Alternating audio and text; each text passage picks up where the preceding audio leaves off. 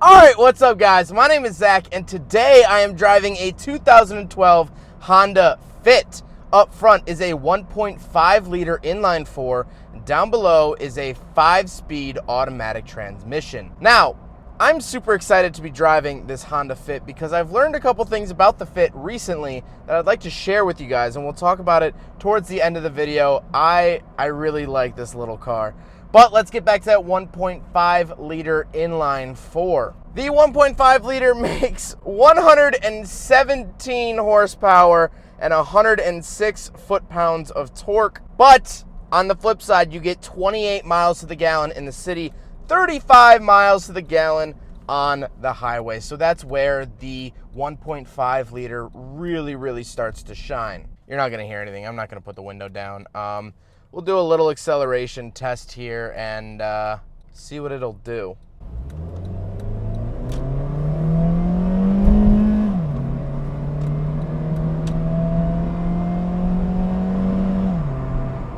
It's not fast.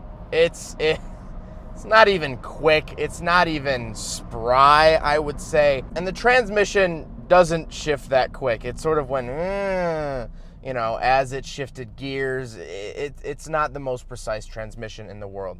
However, the cool thing I've learned about Honda Fits and why they've gained my respect recently is the fact that they are over-engineered as a chassis.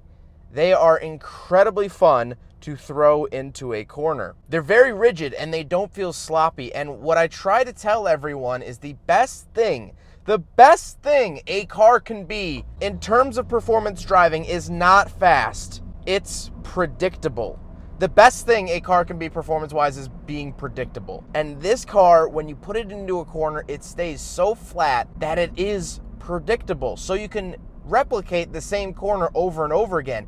And that's how you actually build skill, because you can make small adjustments to get better and better. A car that's unpredictable, you're going to put it into a corner, it's going to understeer. You're going to put it into the same corner, it's going to oversteer. Not this. This will replicate data, and that is so important. And that's why this car is actually really genuinely fun to drive. Yes, it's underpowered, but it's fun to drive. Last but not least, of course, the Fit is front-wheel drive. But now let's talk about the interior. Well, in front of me I have 3 main gauge pods, sort of. On the left is my tachometer. In the center is my speedometer, as well as a screen giving me my odometer and my MPGs. And then on the far right I have my gear selection and my fuel. On the steering wheel on the left I have my channel, volume, and mode button for the radio. And on the right I have my cruise control options.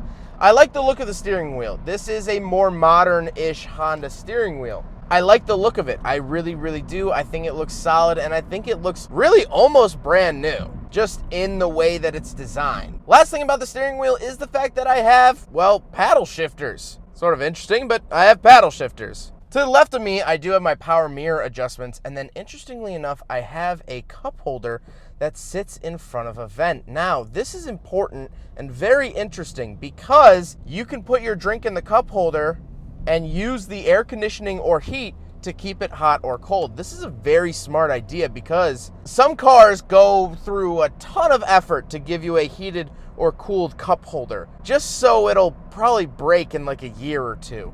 But this is so smart. Just stick it right in front of the vents. I mean, as a kid, I would always hold my water bottle in front of the vents anyway. Honda is just one step ahead in giving me an actual physical place to put it. Now, on the door, I have my power locks and power windows. Nothing really too crazy. We do get this sort of fake chainmail, Brunswick Zone looking fabric on the door. Not a huge fan of that. That's where you're going to start to notice that this car is a cheaper car, but it's not the end of the world. Getting into the center, I have 2 climate control vents and then my radio/dashboard sort of area. This is very telling of late 2000s, early 2010s Honda. They were doing these big grand dashboards, and it was before the era of screens. And when I say that, yes, some cars in 2012 had screens, but now everything has a screen. In 2012, you still had normal average cars that didn't have a giant iPad glued to the center console. That being said, the center console still is very large. I have my radio favorite buttons, my volume select, AM, FM, title, aux, CD select. Anything I really want to do with a radio besides Bluetooth is right here in the center, and I like it a lot. The only thing that I didn't like and still don't like is the fact that the center scroll wheels for the volume, there's no push to mute. You just have to scroll all the way down on the wheel, which is fine, but, takes an extra second. Now, below that and to the left is where I'll find my climate controls. First, we'll talk about the ones to the left. I have my fan controls, temperature, and where the air conditioning and heat is actually sent. The knobs look sort of like gears, and I really love that, but what I truly, truly love about the knobs is the tactile feedback. When I twist and go from fan 1 to fan 4, there's these really satisfying clicks. Same with the temperature. There's just clicks at each sort of rung, and it feels so solid. It feels like I'm actually opening like a bank safe or something. I absolutely love that. It doesn't feel numb. It feels physical, and the biggest thing is that it doesn't feel cheap. Then at the bottom, I have my climate controls, AC and rear defroster, and I can switch it between recirculating and outside air. Down at the very bottom of the center console, I do have a power outlet and a USB in, 2 cup holders, and then the shifter. The shifter is pretty tall because it sits real down low, but it is an automatic shifter, so once you put it in drive, you're not really touching it again, so you don't really notice how far down it really truly is. Then I have my handbrake. It is a physical handbrake. I really, really, truly love this. Now we gotta talk about the seats. The seats are decently comfortable. I wish that they were a little bit softer. Again, this is sort of where you'll see that the fit was sort of at the bottom of the totem pole. However, they're not bad. I'm not going to complain about them. They are working seats. But speaking of seats, we do have back seats that have a couple party tricks up their sleeves. So let's do a back seat review. All right, so we're in the back of the 2012 Honda Fit, and it's not great. If I'm honest, it's not great. I feel like I'm sitting a lot taller. It sort of has the stadium seating where I actually sit physically taller than the front 2 occupants. That being said, great headroom. I'm 5'11". I can almost fully fit my fist above my head. My knees do hit the front seat. This is my driving position, so take that as you will. Overall, it's not bad though. Now, the cool thing about these seats is that they actually have a little party piece, so I actually have to get out to show you guys that. All right, so we're again around the back of the Honda Fit. I hope you can see this. The lighting isn't great, but these seats lift up, and you have to push this bar. It's hard to do one-handed, but when you push that bar down, they actually stay up. So I'll do it to this one as well. Boom, look at that. So the seats actually fold up. I'm not 100% sure the reason for this. Maybe if you have a pet, they can sort of lay down. It might be more comfortable for them, especially if you have a tiny pet, they won't fall off the seat. So I could put that back down. But what I wanted to show you is that it gets even better, because if you undo this, you sort of line these up, you get a little cubby under the seats. Not really sure why Honda spent the time to put knobs and a sort of file folder under one of the seats, but that's what they did. So then just lower that like that, and then of course the seats do come down and they fold flat like this as well. I have to go over to the other side. Okay, so I would have to move the seat up, but just to give you an idea. Now we'll come around the hatch, just a lever under there, if you can see that. And here is the very, very back. No real amenities, but I mean the room, look at how much room this is. I mean, you can easily fit, I don't know, a Turbo 2 engine and a Turbo 2 trans and probably a Turbo 2 diff in here from an FCRX7. Not to get any ideas or anything, but you got a lot of room back here. This is a very ridiculously dumb practical car. Now we have to talk about the looks. I love the look of this. Now, 2012 and 2013 Honda Fits are facelifted Honda Fits. So they're still the first generation of Honda Fit, but this is the facelift version, has a little bit different front end, looks a lot better, dramatically better in my opinion. I think it really is a stone cold killer when it comes to looks. I think for a tiny little Honda, it looks great. And the thing I love most about this is the paint color.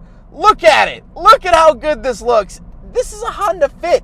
This is a cheap Honda. Look at how good it looks. Just amazing.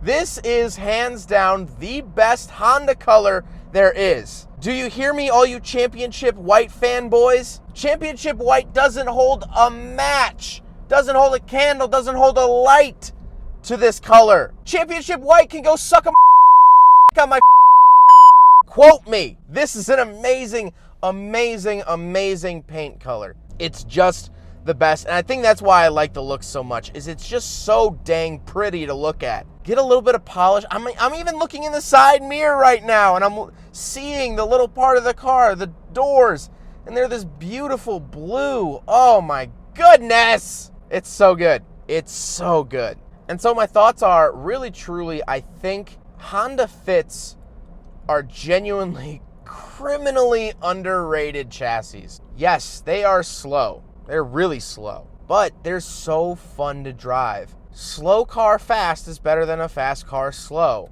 And this is slow car fast. In a couple weeks here, the owner, Alex, which thank you, Alex, for letting me review your new Fit, we're going to be headed down to the tail of the Dragon. And if you're a fan of the channel, if you're a subscriber, you'll see videos all about that trip in mid-October. But Alex has an FC RX-7 and an Infiniti G37 that is manual and rear-wheel drive. Alex is bringing this to the tail of the Dragon. And you know what? I gave him a lot of crap for it. I said, dude, you have an FC. You have an RX-7. You have a rear-wheel drive Infiniti that's manual. Why are you bringing a Honda Fit? I kind of get it now. It's comfortable, but it's still light and fun. And while I don't think he'll beat any of our times on the tail of the Dragon, he's going to have just as much fun. The Honda Fit is a criminally underrated chassis, and I think it'll really be interesting in the next couple of years to see what happens with these on the secondhand market.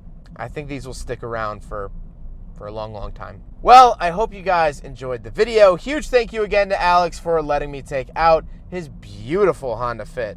I mean, really, just a gorgeous color. I can't get over it. But I hope you guys enjoyed the video. Don't forget to rate the video, comment on the video, and subscribe if you really liked it. Take care, guys.